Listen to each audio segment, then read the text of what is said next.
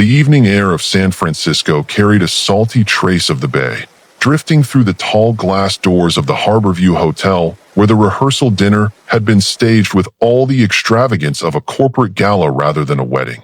The chandeliers sparkled against polished marble floors, servers moved with silent efficiency, and laughter carried in waves across the ballroom. But beneath the noise, I could feel the low thrum of irritation building, the kind that had been gathering strength for 4 months.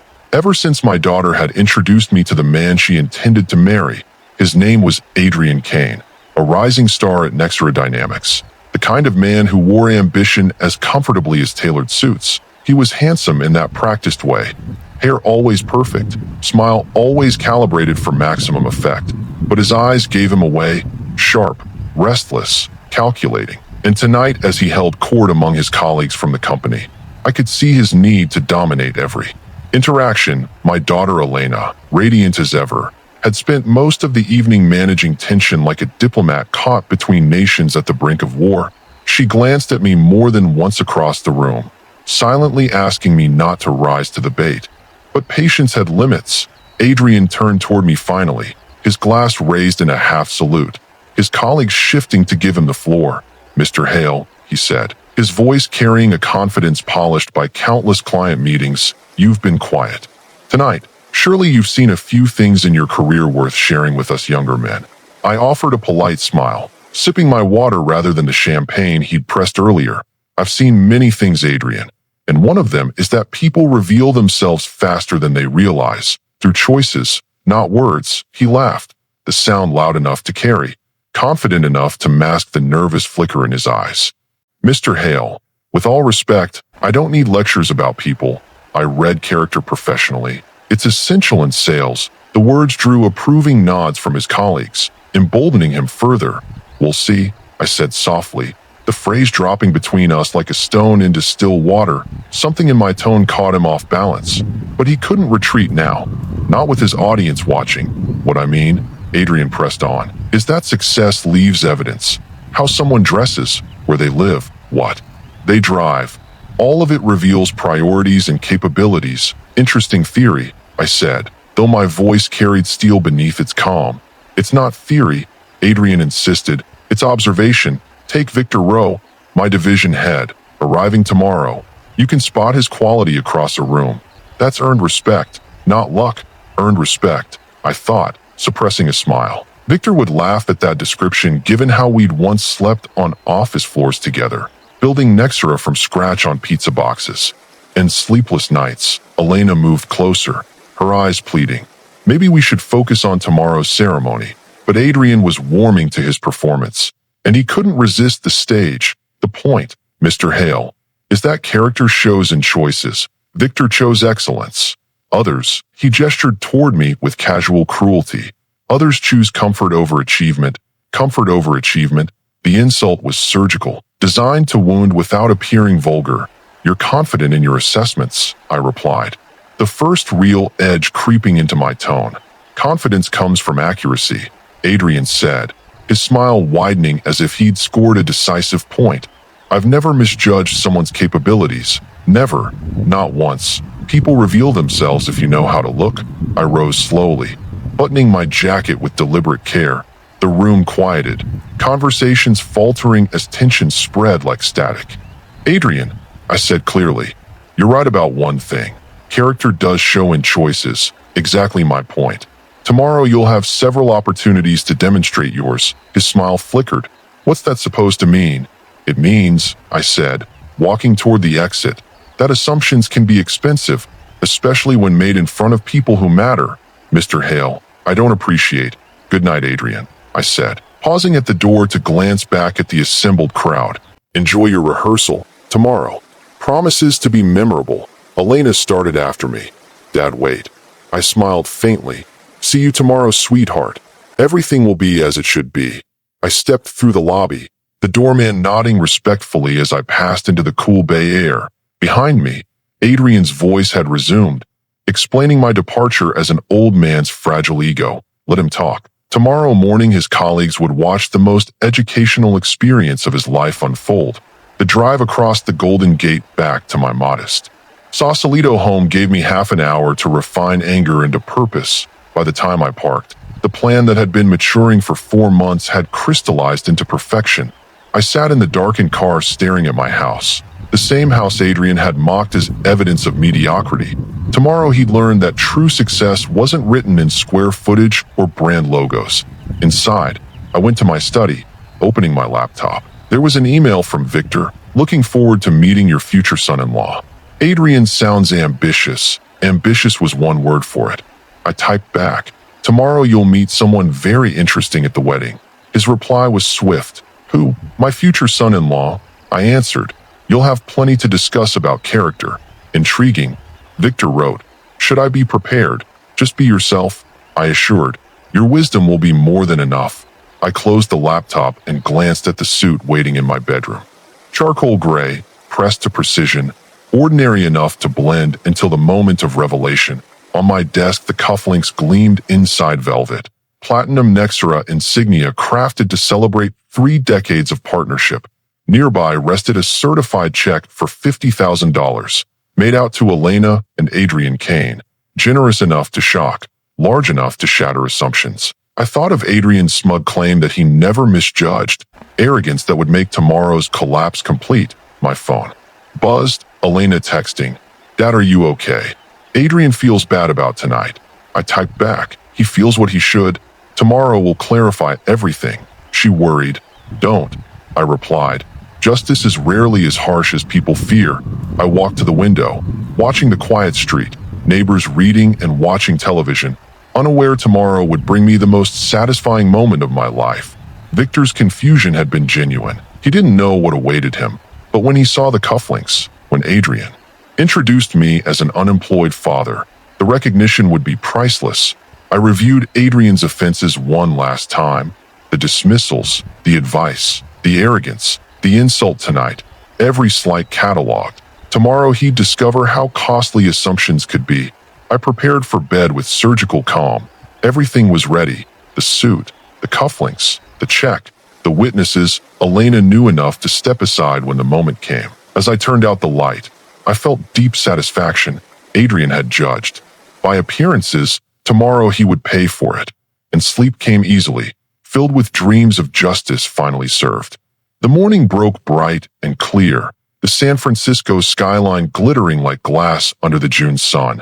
I dressed with care, fastening the Nexera cufflinks with deliberate pride, symbols that would speak louder than any words. The Harborview Hotel buzzed with wedding energy. Elena was upstairs preparing, her nerves hidden behind calm determination. I walked to the small chapel where guests were arriving. Victor Rose stood at the front, his navy suit crisp, his eyes scanning the crowd.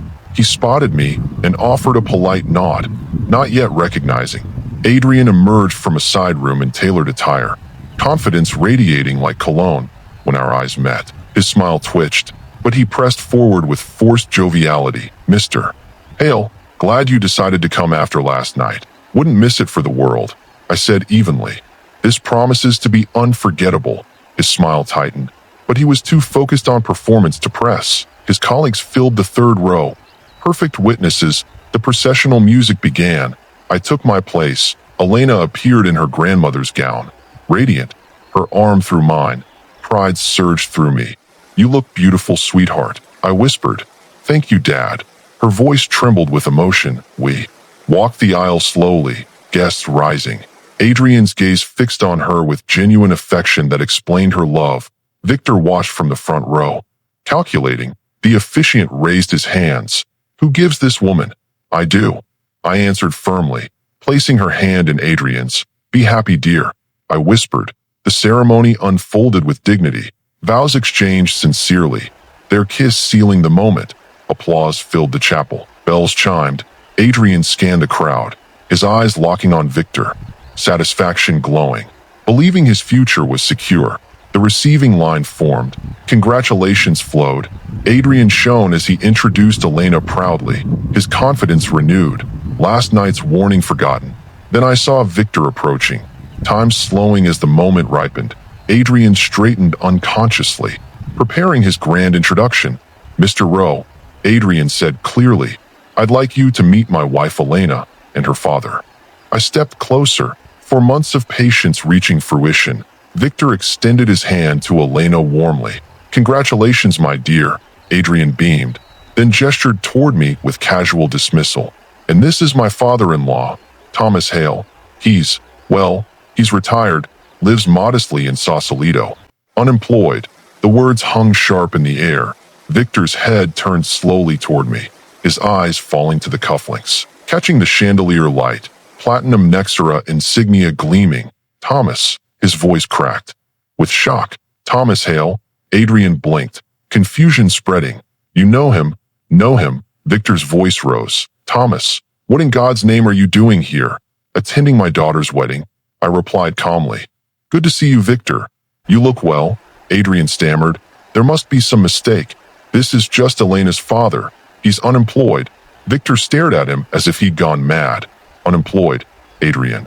This is Thomas Hale, co-founder of Nexera Dynamics, my business partner for 3 decades. The words struck Adrian like blows, his face drained, his mouth opening and closing soundlessly. Conversation stopped.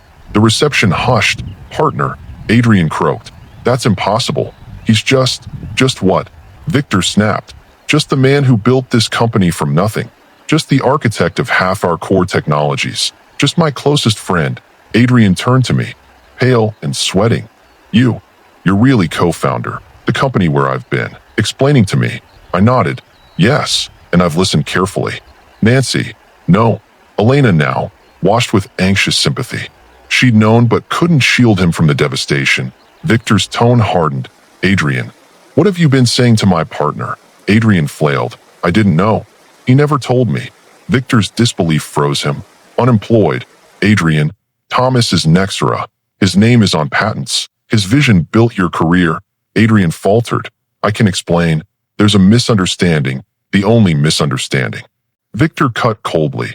"Is how my senior manager could treat my partner like a charity case for months." Elena stepped in gently. "Mr. Rowe, he honestly didn't know. Dad never said. Your father shouldn't have needed to." Victor said firmly, "Respect isn't conditional on title or wealth." Adrian's desperation spilled. "Mr. Rowe, I always treat people with respect. I was just giving guidance." "Guidance," Victor's voice sliced. "To the man who created your job." Guests leaned in. Colleagues stiffened. Hotel staff froze at the edges. Victor pressed on. "Explain respect by calling him unemployed." Dead weight. Adrian's eyes went wide. "I never said." Monday morning, Victor's tone was surgical. "You'll explain to HR. Start clearing your desk." "No," Adrian cried. "This is my wedding day. Please, I can fix this. The mistake was mine." Victor said coldly, "For promoting someone who judges by appearances." Adrian's face grayed, breath shallow. Elena clutched his arm, but he was drowning in panic. "There has to be something. I'll apologize publicly, take a demotion. Anything." Victor looked at me. Thomas, this is your call." The silence was electric. Adrian looked at me with desperate eyes. "Please, I can learn. Don't let him destroy me." "Nancy." Elena, washed with tears. Victor waited, guests silent. "Thomas, what's your word?" I looked at Adrian, seeing genuine remorse cracking through arrogance. "Look at me, Adrian." He raised his eyes, fear and regret clear. "I accept your apology," I said softly. "But on one condition. Anything. Never again judge someone's worth by their paycheck or clothes. Character is not measured in money." Adrian nodded frantically. "I promise." Victor frowned but listened as I added, "Sometimes the best lessons come from mercy." Victor waited, then nodded. 6 months probation, Adrian. One slip and you're gone." "Understood completely." Adrian whispered, "Thank you. Thank you both." I extended my hand. "Welcome to the family. Son, respect everyone until they prove otherwise." Adrian clutched my hand with relief. Elena embraced us both, tears glistening. Conversations resumed slowly, tension easing. Victor clapped my shoulder. 30 years, Thomas, and you still surprise me. Retirement keeps life interesting," I said. The quartet struck new notes, champagne lifted, and the celebration moved forward. Adrian humbled, chastened, and, perhaps, finally changed. Sometimes justice tempered with wisdom tastes sweeter than revenge.